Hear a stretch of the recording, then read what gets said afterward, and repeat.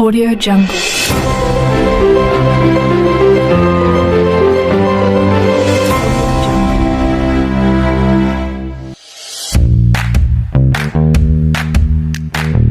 Good day everyone! We are the Group 2 and today we're going to discuss the Poetic Devices. So what is Poetic Devices? Do you have any idea of what Poetic Devices is? When we say poetic devices, it is a various techniques which includes form, style, diction, meaning, and structure used to write poems. These are of primary importance to create a well-sounded and highly appealing, even visually concrete poems that appeals not just in emotions but also to the intellect of anyone who will read it. No? Ibig sabihin lamang po, to create a well-sounded and highly appealing poem, we need to use poetic devices because poetic devices will be the one who will serve as a guide to a poet or to a writer of how we're going to write the poem, of how we're going to write the meaning of and structure of something, of how we're going to write a poem na kung saan ay hindi lamang magiging kaakit-akit sa mga mata na mambabasa, kundi makapananabik at makapagpapaaliw rin sa mga puso ng mga makaririnig. So there are many poetic devices that we can use when we are writing a poem. The first one is sound. Sound is used to produce a synchronized blending and harmony through the use of words which have same sounds or even lines with the same number of syllables. This will help the poet to convey his message by combining words with the same sound to create a more pleasing atmosphere or mood. Sound is for the harmonization, synchronization, or the blending of the words in the poem. So there are 4 types of sounds in the poetic devices. These are alliteration, assonance, consonance, and onomatopoeia. So let's start with the alliteration. When we say alliteration, it is the repetition of an initial consonant sounds. For example, stellar students synthesize sweet sentences. As you can see, all the initial letter or the first consonant that being used in every word are all the same letter, which is letter S. Lahat ng unang consonant ay paulit-ulit. Another example is the Becky's Beagle bark and Big becoming bothersome for Billy. So letter B naman po dito yung consonants na ginamit. That is alliteration. Then the next one is assonance. When we say assonance, it is the repetition of internal vowel sounds of neighboring words in every line. So for example, men sell the wedding bells. Another one is fleet, fit, sweep by sleeping kids. So dito naman daw po yung internal vowel sounds naman daw po yung may repetition. So kanina sa alliteration, ang may repetition is the consonant, but now we are talking about the vowel sounds. So saan ba usually nakikita ang mga vowels? Diba sa gitna po? So internal. So as you can see to our example, the letter E is being repeated. That is alliteration. The next one is consonants. When we say consonants, it is almost similar with alliteration because it also refers to the repetition of consonant sounds. However, unlike the alliteration, which covers initial consonant sounds, consonants can happen through the repetition of consonant sounds regardless of its position, which is the initial, medial, or final. So for example, all mammals named Sam are clammy. So huwag po malilito. Even if the alliteration and consonants are similar to each other, that they are both refers to repetition of consonant sounds, but still they are different to each other in terms of where is the position of consonant that being repeated or kung saan nakalagay yung paulit-ulit na consonant na ating gagamitin. So as you can see on our example, all mammals named Sam are clammy. The consonant that being repeated here is letter M, na kung saan ay nasa gitna or in the internal position. And another one example is the big frog was on the log. The consonant that being repeated here is letter G, na kung saan ay nasa final or nasa dulo naman. That is consonants because pwede siya sa initial, medial, final, ganyan. Gets po ba? Thank you po. And then the last one under the sound is onomatopoeia. When we say onomatopoeia, it is the use of words that suggest and produce imaginary sounds. So, in writing a poem, it is hard to explain of how the things or sounds being happen, right? So, the poet or the writer of the poem just use onomatopoeia to express they want to convey. For example, Marky slipped with a wound and bumped down onto the slide is whooshing to the bottom. So, yung walked, bumped, and swooshing is the sounds kung paano nadulas o kung paano nauntog, bumangga o nahulog si Marky. And another thing is the words we use when we are describing the noise of the animals like meow, ganyan, row, ganyan, moo. That is onomatopoeia. So let's now move on with the rhythm. Rhythm is refers to how different blending and combination of words within the lines, stanza or meter which produce harmonic effect and impact. So we are using rhythm upang mapaganda at mas masarap pakinggan ng isang poem, right? So there are two types of rhythm. It is the repetition and the rhyme. When we say repetition, it is intentional repetitions of words, phrases, or even the entire line to emphasize feeling or idea to create a balanced rhythm. So for example, the woods are lovely, dark, and deep, but I have promised to keep, and miles to go before I sleep. So there is the intentional repetition of words, which is the last words that being pronounced are all ip, deep, keep, and sleep. That is repetition. And the next one is rhyme. When we say rhyme, it is a repetition of similar sound within each line or in every end of the line in a stanza. We also have two types of rhyme. We have the end rhyme, which refers to the repetition of sounds at the end of two or more lines. So it means na ang mga lines sa poem ay nagtatapos sa mga words that sounds the same. So look at this example. The first and the third line ends with words that sounds the same. The words sun and done. At ganon din sa second and last line, the words red and head. We also have the internal rhyme. It occurs when the same sounds can be heard from different words within a line. It can be heard in the middle of the line. So unlike the end rhyme, makikita natin dito na the rhyme occurs at the middle of the line. And in one line, there are multiple words na magka-rhyme. So look at this example. As you can see, there are multiple words na magka-rhyme. The word cloud and the word shout. Then we have the word night and the word white.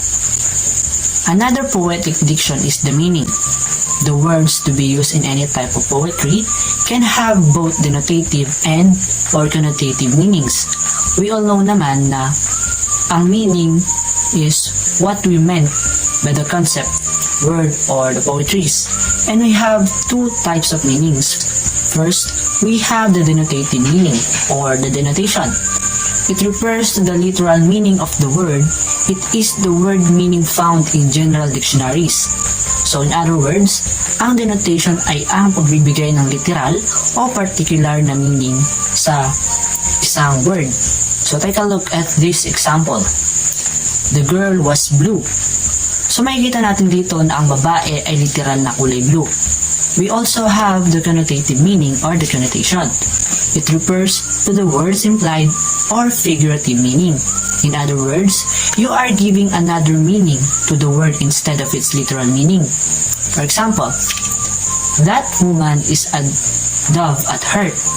We all know that dove is a kind of bird, but instead of using its real meaning, they use the word dove as representation of freedom or happiness. That's why this example means that the woman gives happiness to the heart of whoever said these lines. Now let's talk about the figures of speech as connotative devices. First, we have the anaphora, in which the words, clauses, or phrases at the beginning of the succeeding lines are repeated. So makikita natin dito na yung word sa umpisa ng phrase ay naulit. So look at this example.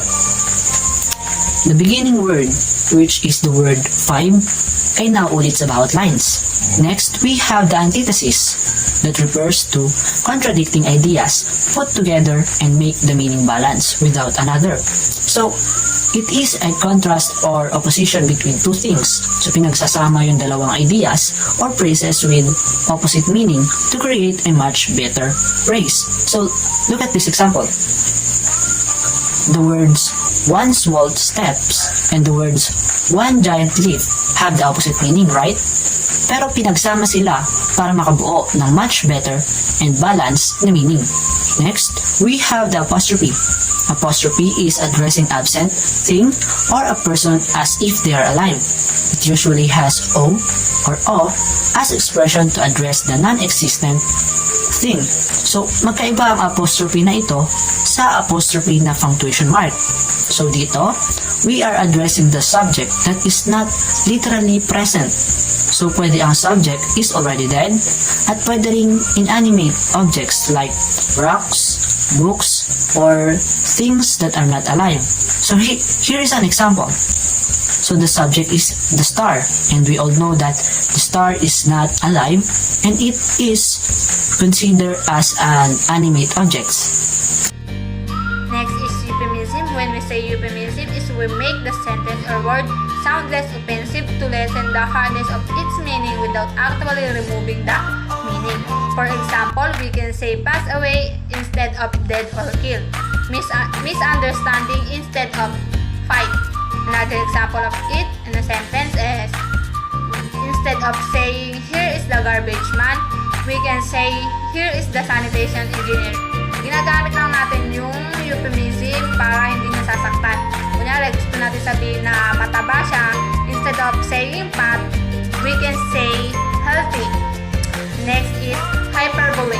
Hyperbole is an extreme exaggeration of a situation. For example, when my father snore, he raised the roof. This example shows exaggeration because the snore cannot raise the roof. Maybe she said that when his father snored, he raised the roof because the snore of his father was too loud. Ibig sabihin na yung snore ng father niya ay malakas, kaya parang sa sobrang lakas nito, matatangay o matatanggal na yung bubong. Another example, I am dying of shame. Alam naman natin na hindi naman nakakahiya ang kahihiyan. Depende na lang kung ikaw ay may sakit. Another, ikamamatay ko kung mawawala ka. This is an exaggeration kasi hindi naman nakakamatay kung mamamatayan lang or minsan may sakit kaya inatake kaya namatay. Next is understatement. When we say understatement is when the subject may be described as being less. Understatement is literally true but it not the strongest claim that could be made. It is used to highlight the strongest claim. For example, an atomic blast is somewhat noisy. Hitler was not a nice person. In this example, you will see that the statement show true but not has strongest claim. Next is irony. Irony is the use of words that mean the opposite of what you really think, especially in order to be funny. It is like euphemism where the word changed, but the only difference is the euphemism changed the word to be not offensive or harsh, but in here, the word changed to be a joke. For example, thank you officer. Now you have my license, I can't drive. The driver was mad and irritated, but instead of directly expressing his anger, he just joked about it. Another example, this is my brilliant son who failed out of college. In this example, makikita mo na yung pagkabagsak ng kanyang anak sa college ay idinaan na lang sa biro. Next is lighthouse. It is usually when a speaker attempts to avoid making an affirmative claim directly, but instead denies it opposite. It means that the speaker uses negative term to express a positive statement. For example, the rebellious clan is not infamous in the city, so it means the rebellious clans are famous on the city. Maybe they are rich or politician. But because lighthouse are the one being talked about in this, infamous made famous to show the negative statement without actually show the opposite statement. Another example, the partner's member aren't happy of his presentation.